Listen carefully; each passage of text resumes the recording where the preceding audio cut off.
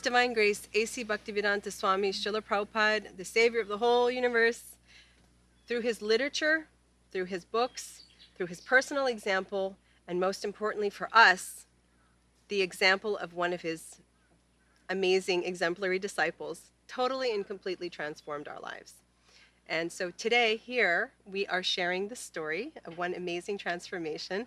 What you see in front of you, this golden, effulgent, beautiful young lady, did not always look like this. She comes from a very troubled, difficult background, and I want the audience, you, to really understand the potency and power of transcendental knowledge applied properly through watching the practical example of someone who has realized it and who practices it in their own life. So tell us a little bit about your background. Where did you come from? Who are you? How did you get here? My name is Alexis, and I was born into a family who had a mixed feeling on spirituality. My father had been in touch with the Hare Krishna devotees back in the 70s, and although he did not take initiation or actually formalizing his commitment to following the steps in Krishna consciousness, he brought a little bit with him through his life. So when I was born, I knew something about Krishna consciousness. The way my father explained it to me growing up was that there's God and there's the Son of God. And the Son of God is Jesus Christ. And he came here to preach the teachings of God consciousness. And I didn't have association with any godly people. We didn't go to church. We didn't go to a temple. But I had Srila Prabhupada's book, the Bhagavad Gita as it is, in the home. I got my first pair of meditation beads, japa beads, when I was 10 years old. Not that I actually ever used them, but I had them in my life. And throughout my younger years, I was just like a normal person on the exterior. I got good grades in school. I was in ballet. And then once my middle school years hit, I started to act out how I was actually feeling inside, externally. And so there was a lot of pain. My parents didn't stay together, and it was a really rough start for me, and I went into a spiral. Now, when you say really rough, when she says really rough, that's the very understated version of really rough. You have described to me some scenarios that, unless a person has lived it, they wouldn't even believe how hard it was. Can you tell us a little bit about, give me some highlights of it was a little bit rough? Oh, Krishna. I'm definitely here for everyone, for those of you who haven't struggled, to see and feel how grateful you should feel to not struggle. But I'm sure those are few and far between, because everyone in this material world is struggling. And a lot of people are struggling in the ways that I struggled, through drug abuse, association with gang members, prison members, in and out of jail, having been in the system at a very young age, being drug tested at the age of 11 before I even started using drugs. I started smoking cigarettes at 13, was putting, vodka in my water bottle, taking it to school, all the while still excelling in my AP chemistry and marine biology classes. And just through bad association and partying with, my friends who were also very troubled and in a lot of pain, not knowing the way out, I found myself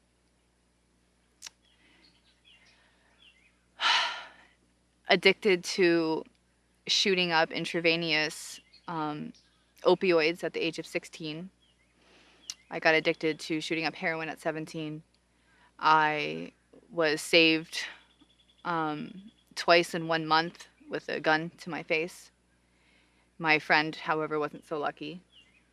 And, to see your friend get shot in the head running to you, and you're just, in the meantime, you have friends in your house who have to make sure that they get their drugs in their veins quick enough before the cops come. That's where the mind frame is. And, yeah.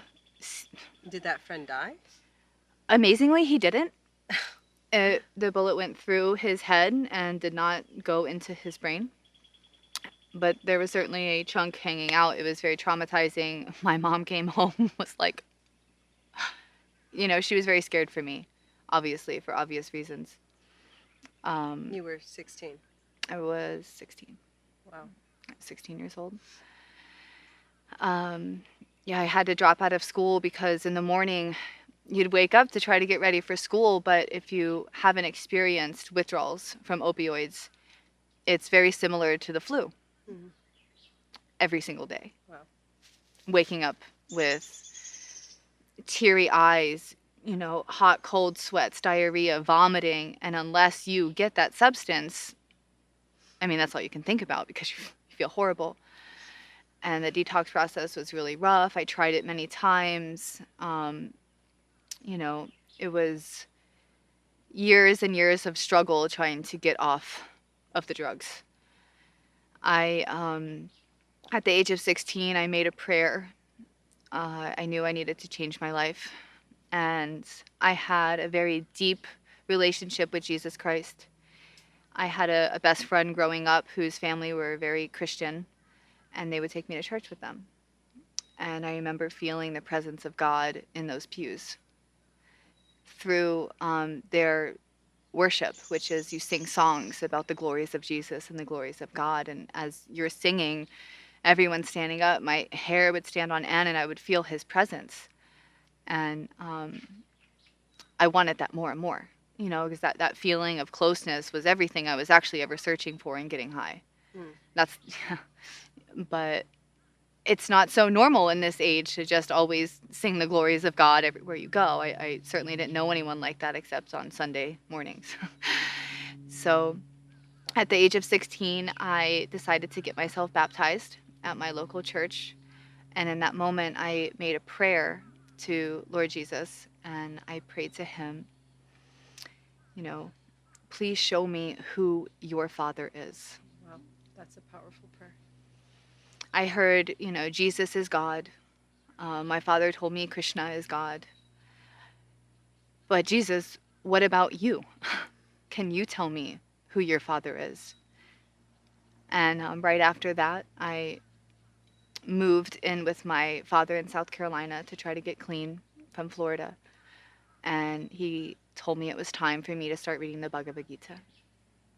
And it was actually really hard to read, not growing up around the Sanskrit language, and it was difficult for me to read at first. Did you understand anything you read, or was it just sort of like you'd look at it and put it back down? It was actually really difficult for me. The first 8 chapters, I think it took me like 8 months trying to get through those 8 chapters. There was so much knowledge, and it just wasn't really hitting. I was still using, and my father asked me many months later, how is it going? How's the reading going? And I said, actually, it's really difficult. I'm not getting through it very easily. I was drawn to the Sanskrit text, the Om symbol, and, in school I would doodle and, write the verses down. It was very attractive to me, but I couldn't really understand it. And so my father said, well, the Bhagavad Gita is written by Krishna. And to understand Krishna, you have to go through his devotee, like Jesus Christ, devotee of God. And so he gave me a picture of Mother Yashoda, who is Krishna's mother, holding baby Krishna. And he asked me to pray to her so that I could see the glory of her son. Wow. And I put that picture right next to my bed, and I prayed. And I think, thank you for reminding me of this. It was such a beautiful experience. The next day I finished that chapter and started a new one, and everything clicked. It was like boom, boom, boom, boom, boom. I was like, oh my God, this is amazing. And I started writing down the verses and just, wow, yeah, what a confirmation. It was really powerful for me. Wow. Yeah, it was really powerful. I'd like to be able to say that I just all of a sudden stopped using drugs and my life got better from there, but it didn't. Well, I'd like to share also, I was born and raised in the Hare Krishna movement, And so I was always hearing Bhagavad Gita, always at kirtans, festivals, you name it. But when it comes to actually digesting the philosophy right there in the book, I remember when I was a teenager, we were not living in a temple. We were having a normal, U.S. Teenage experience, which included, stuff. And so I was reading Bhagavad Gita every night, more as a wanting to feel comforted kind of thing. Like I'll read a voice, and it was like a sentimental idea, like, oh, I'm going to be feeling close to God or close to Krishna before I go to bed. I understood nothing. Yeah. And it wasn't until sometime later, and that's another story we won't go into, but yeah.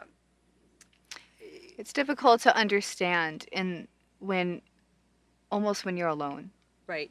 This is a very, very important point I wanted you to expound on, because here it is, you've grown up sort of with Krishna in your life. You've had deep internal turmoil that you didn't even know was really there, but you're covering it with all of this avoidance behavior. You've got drugs going on. You had now you told me some crazy stuff with this very abusive string of relationships, and one in particular. I mean, this is straight out of a movie, you know. I was, reading Bhagavad Gita and living in South Carolina, and I tried to stay clean off of drugs. It didn't last long, and I found the pills again, but they were much more expensive.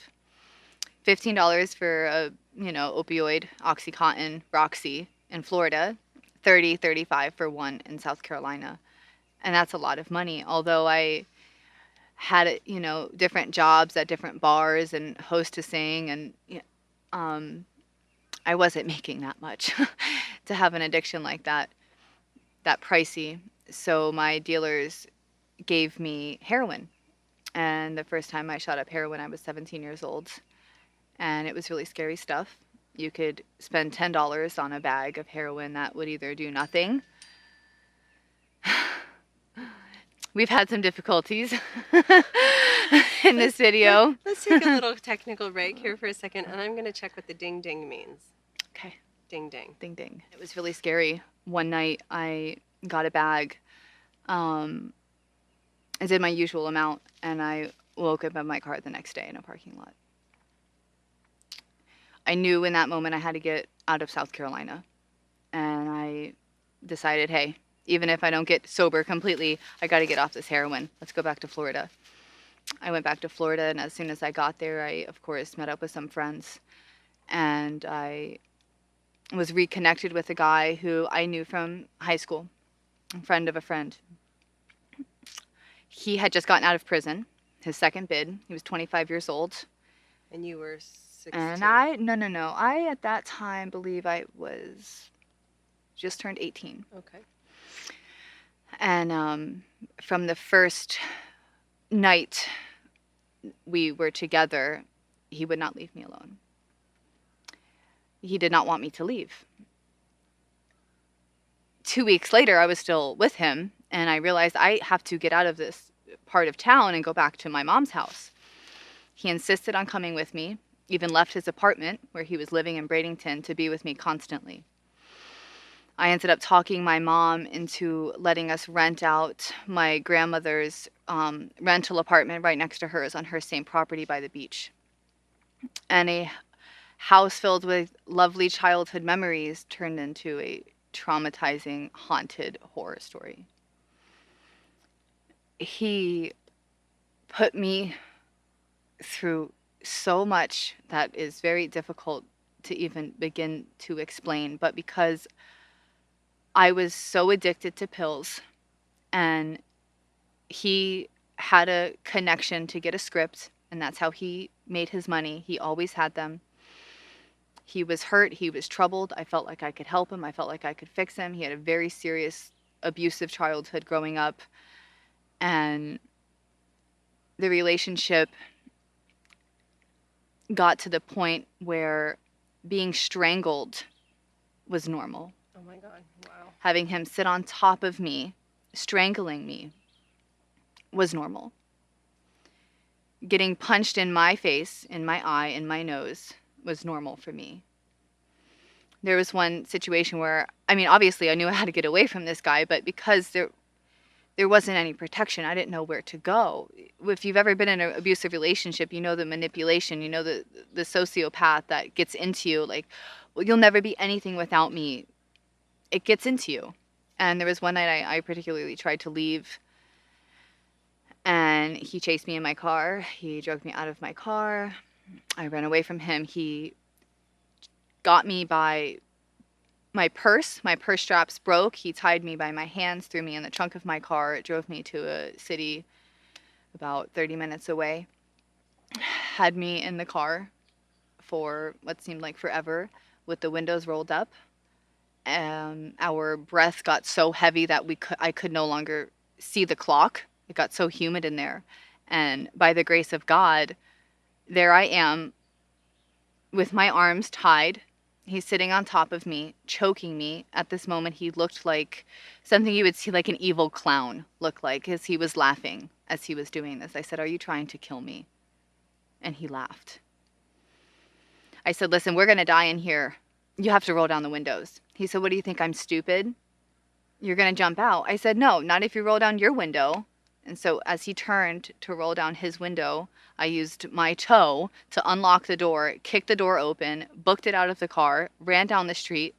The street had no cars on it the whole time I was there, and by the grace of God, a minivan with two moms at 3 o'clock in the morning were driving, saw me running, stopped. I got in the car. They called the police. You wouldn't believe how you feel in that moment. The police came. It was a miracle. It was a miracle. The police came. He went to jail. He spent 5 months in jail, and I got back with him. Oh my God! Wow. He sent me letters in jail, told me he was sorry, he was going to change. I got back with him when he got out, and it was rough. We slept in a tent. We had nowhere to go. I know what it's like to be homeless. I know what it's like to be strung out. He stabbed me. He nearly took my life several times. This man had good in him, because I guess all of us do. We have God deep inside. And it got to a point where I had been arrested. The arrest story was insane. He had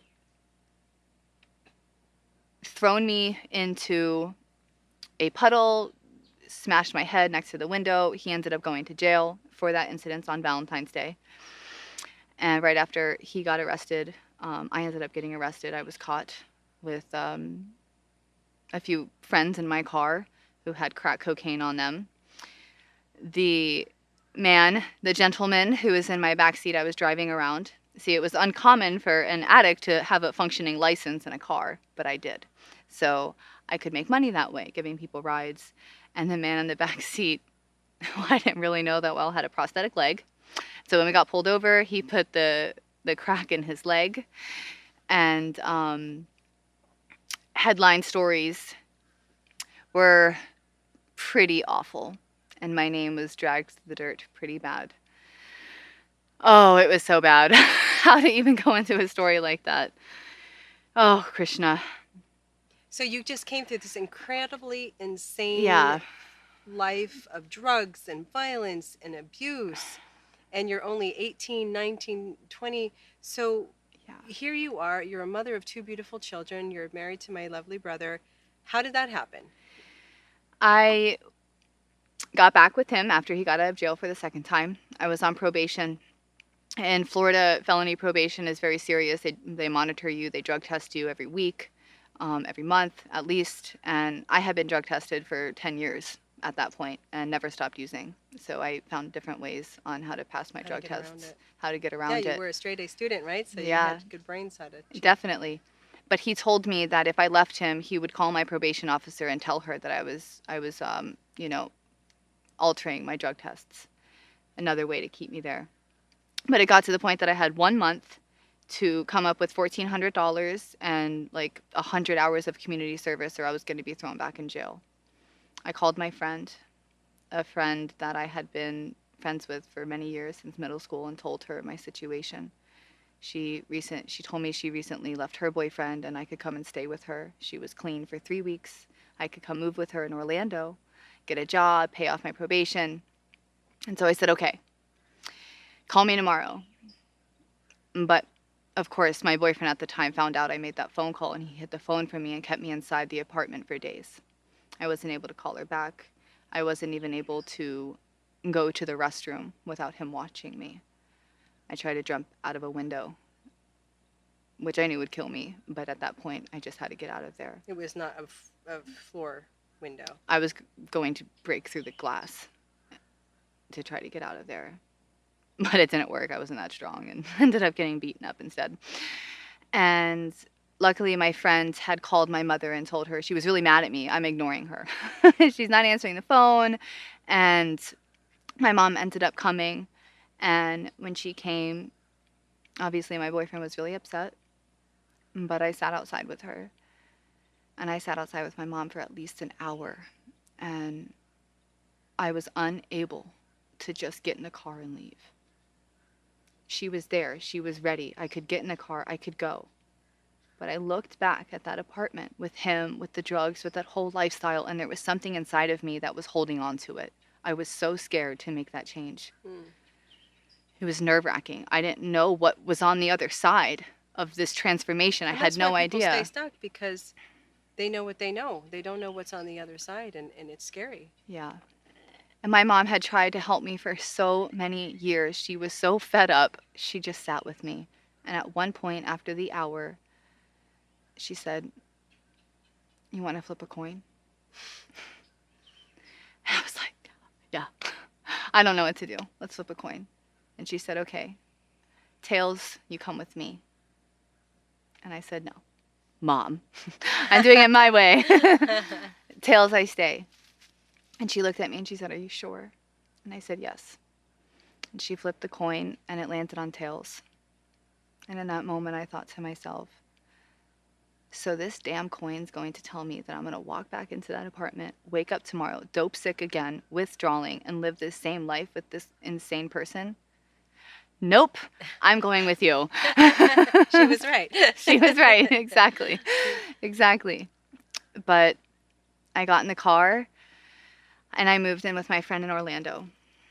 It was quite a situation. She was living in a trap house, or a house where many different people live in and sell drugs out of. There wasn't even a door handle on the door. It was just deadbolts. It was really rough. There was blood on the ceilings from people, flicking their needles, and it was just a really horrible situation. I could not walk down the street without people thinking I was a hooker and stopping. That's scary stuff. People stopping and like, thank you. It was really rough. And in the meantime, I had stopped using the pills, but I started drinking really bad alcohol to the point that I would black out, one drug to another. And I ended up finding that there was a Hare Krishna temple 30 minutes away. And Excuse me. Thank you. We're in Florida. Let's take a moment here. Yes. There we go. Excuse me. No. Thank you. So, drug of choice, essential oils. Now my drug of choice is essential oils. Yes. So I found the Hare Krishna temple, and I went there, and I remember the first thing I saw were these two beautiful deities of Lord Chaitanya, Lord Nityananda, and I just fell to the ground. I knew I belonged there. Wow. And I continued to go to the Sunday programs where they would feed us sumptuous food or prasadam. And at that moment, everything changed for me. How old were you? I was 21, 22, maybe. And this random manager came into the bar I used to work at, where my friend was working, said, where is this person? I want to give her a job. I ended up with a job as a project manager, which was, totally different, completely different from what I could ever imagine. Job.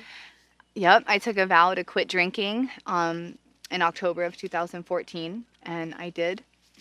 I haven't had a drop of alcohol since. Congratulations. And I, in December of that year, I flew to Puerto Rico with the Hare Krishnas for this festival called Rath Yatra. And that's where I met your brother, my husband. And I was rough and gruff. And even though I was trying my best, I was reading Srila Prabhupada's books, I was going to the programs, I could not stop smoking and I could not stop using pills. I went back on the pain pills, shooting up, smoking. We met each other. Every other word out of my mouth was a profanity. I was running in the woods, trying to hide from the devotees, me smoking. It was Oh, like, no. and there was this effulgent, tall, young, beautiful man. And from that moment, I just knew he was my husband. And it was actually very nerve-wracking for me because he was such a gentleman. He Something you hadn't experienced. had never much of. experienced. He didn't really cuss. He obviously had never smoked or drank or used drugs. And I was like, who is this guy? Why are you so nice to me? Like, pick a fight with me. I think you made up for lost time. Yeah.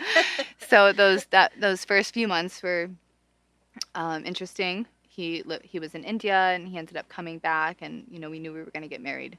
There wasn't even really need for a proposal, although he did do a formal one. It was just from that moment we knew. So here I want to highlight transformation. You've come from a really rough background, super rough. You've described some of these stories. You had Krishna sort of in your childhood. You tried to read Bhagavad Gita. You started to understand some, got back into drugs. Somehow or other, a miracle happened for you. You're at the Hare Krishna temple. You go to a festival. You're having an awakening. The Lord in your heart and saying, this is your husband. All right? All of these things are in place, but you're still struggling with addiction. You don't know how to get out of it, although your heart is saying, go this way, but you're stuck. Right? So here we come to the point of transformation. What is it that actually allows you to cross the bridge from addictive behavior that so many people have a very difficult time, even very spiritual people? They're stuck on substances, so many of them. And how is it that you were actually able to make that transition? Well, my lovely sister-in-law, after about a year of still struggling with my addiction, our wedding was set. He knew I was still using pills. Somehow he still had faith in me. He had looked me up online when we first met. He saw my mugshots, he saw my record, and it was super embarrassing for me, but he believed in me. And through the prayers of him and you, knowing that I needed something that was going to change this paradigm of just trying to read books by myself, doing, chanting, meditating, doing all of these things, it was not working for me. What I needed was a group of people to grab my hand and help me out. And that's pretty damn rare to find. Yeah, almost impossible. Almost impossible. But I found it here with you.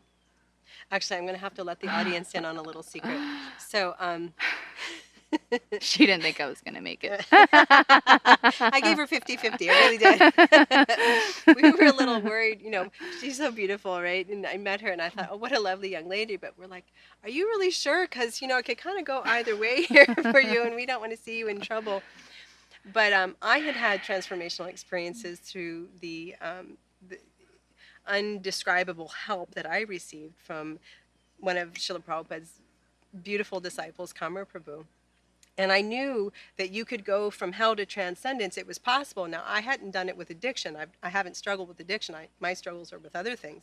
But so when I expressed, I don't know if she's going to be able to come out of this. There's so many people addicted to drugs that just never make it out. And he said, well, if we don't believe in Srila Prabhupada's teachings and the possibility of it, then what are we doing? And he had such firm faith. So I thought, okay, well, how are we going to do this? I know. There's this workshop we can take. We're going to organize this whole workshop, and my mentor, she teaches these workshops, how to practically apply Srila Prabhupada's teachings, the teachings of the Acharyas, Bhaktivedanta Thakur's teachings of how to be completely present in the moment, how to actually live by the words that Krishna speaks in the Bhagavad Gita. Not just here. There's so many people who practice transcendence from here, not really here. Yeah. So that workshop, We set it up as a trap. I had no idea what I was getting into. And it worked. It did. It worked. I took that workshop in April 2016, 1 month before my wedding. I had no idea what it was about. I thought it was just the energy healing workshop. I had messed with, like Reiki and things like that. I was just like, whatever, let's go and I'll take it. But this workshop was different. Like you said, it was based on the teachings of Bhaktivedanta Thakur, and his one of his poems, Saragrahi Vaishnava. Forget the past that sleeps, and near the future dream at all, but act with times that are with thee, and progress ye shall call. And I was 3 months pregnant, and I was still struggling to quit smoking. I would buy packs of cigarettes. I would throw them in the trash. I would dig through the trash to find them. I was trying. I was pregnant. Come on, I was trying. I won't get another pill. I won't do it. I'll take this other medicine to get me off of it. I'd make the phone call and I'd go. It was such an internal struggle to stop. But when I took that workshop and I learned how to be present in my heart, not worried about the past, not worried about the future, but right now, things started to shift for me. I remember our teacher said to me in the workshop, she said, "Now, Alexis, you'll begin to most likely experience some flu-like symptoms." I don't think she had any idea I was actually on drugs. I'm like, yeah, every day. But what she meant at that time was this was going to be the last time. And that was in April. We came back and something shifted. May 6th was the last day that I used. And May 23rd, our wedding was May 15th. I was 4 months pregnant. And May 23rd, I was still smoking. Drugs were one thing to quit using, but smoking since I was, 13, I was 23 at the time, 10 years. It's something I did every single day when I was on the phone, when I woke up, after I ate, when you get in the car, when you're out in public, like you smoke all the time. Drugs you do behind closed doors. And I was able to see the different patterns, the different conversations that were going on inside. This is a really important point here. By taking that workshop that actually teaches us how to be the soul and observe the body, observe the mind, observe the modes of nature, as actually different. apply the teachings that are there, and to be the witness instead of the passenger, huge difference. Yeah. Yes. I was able to see these inner conversations as, oh, that's a conversation. Not, this is me and I'm feeling, and this is me. No. I'm something else. Let's go deeper. Who am I? What am I feeling right now? What is this conversation coming up? Where is that rooted in? And it was a deep transformational work. And an example, we were getting ready to move. I was still smoking. It was a month after I took the workshop. And I was cleaning the bathroom. And I had it in my head that I was going to go outside and I was going to smoke when I was finished. And my husband, I was like 10 days clean, something like that. And my brand new husband at the time, he's super amazing, funny, and effulgent, starts playing some like 60s jazz music. And as I'm walking outside, he swings me up, starts dancing with me to this amazing, sweet, innocent song. And I thought to myself, what are you doing? You're in my way. I was going outside to smoke. Like, get out of my way. But because I took that workshop to be present in the moment, I was like, wait a minute. Here is the love of my life, my newlywed husband wanting to be present with me and dance with me, and all I can think of is going outside to smoke a damn cigarette. Let's try this. Let's just be here right now. And I was present, and I looked in his eyes, and we danced. And I didn't go outside to smoke. And that moment was a transformational moment. It was a miracle that you built on. I spent years with nicotine patches, gum, everything else to try to quit. Wow. But until I was able to just be here and not worry about the past, not worry about the future, but really just be in my heart, I never smoked another cigarette. And it was hard. I wrote down, okay, it's been 4 hours. It's been this. And how do you, and then it was a day and 2 days and then a month. And then we moved here. And we moved closer to you. We were in Orlando at that time. And I had my baby. I became a mother. I live right next to you. And we do weekly kirtans. We do sangha. Sangha means association of like-minded people who are trying to become saintly by following the instructions of the previous masters. So But that's what really shifted for me, was having that association. And not just the association, but the protection. The protection of a real man, a real husband, a man of God, and a teacher that could show me how to remember who I am. Because in all those years I struggled, I never had anybody say, hey, remember who you are. You're not these patterns. You're not an addict. You're not, a smoker. You're not this. You are the soul beyond all of these covering layers. And once I was able to distinguish myself from those layers, my life transformed.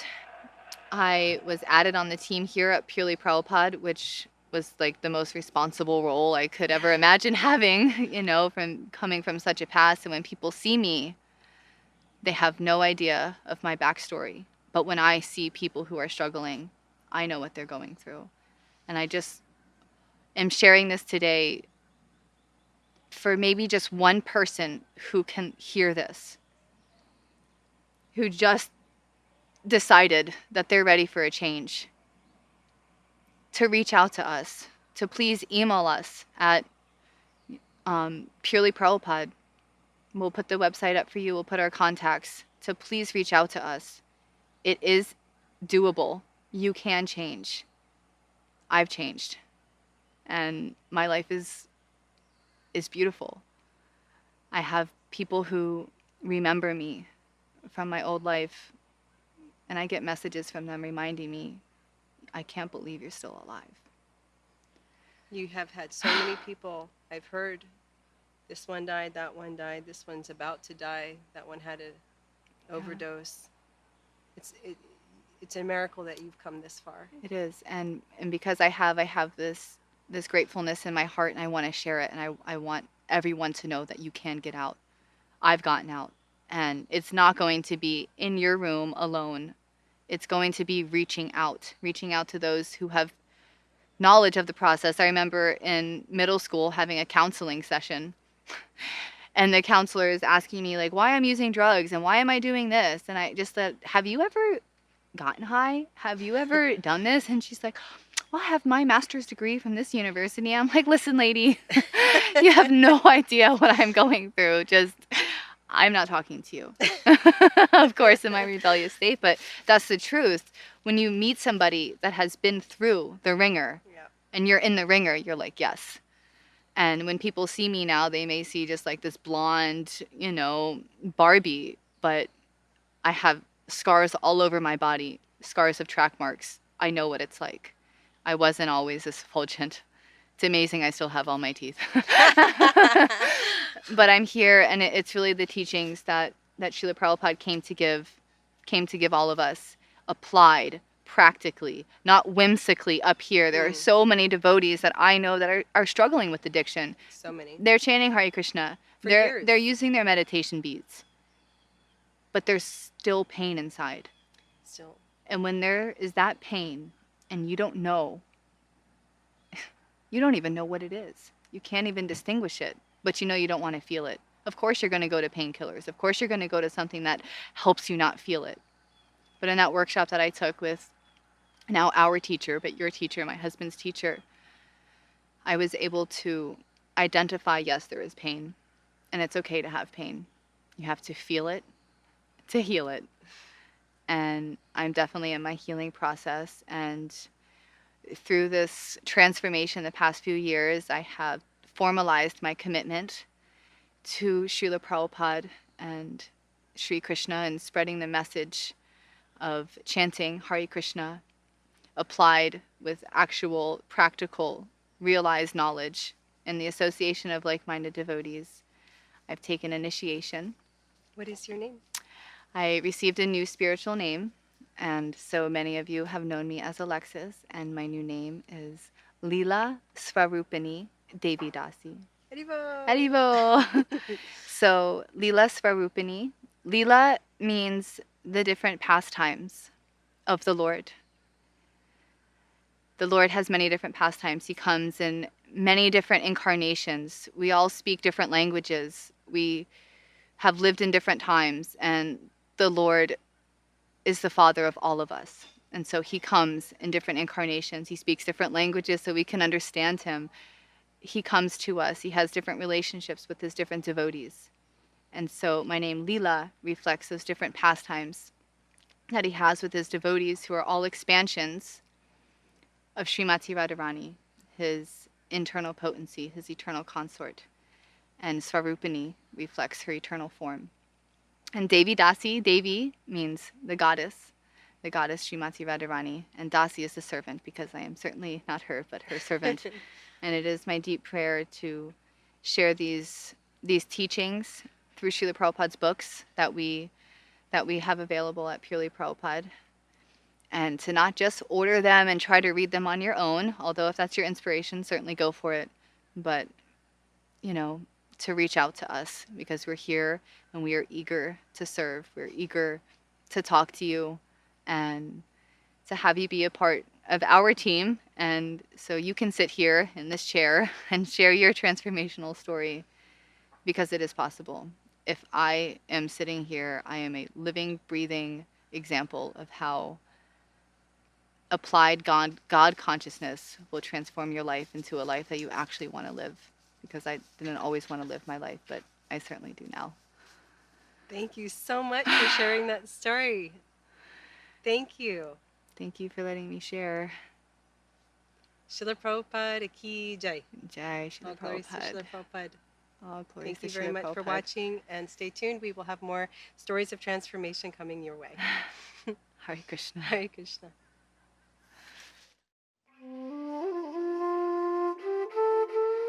If you are interested in the subject matter of this video and would like to learn more, please visit purelyprabhupada.com. Ancient truths for the upliftment of the modern world.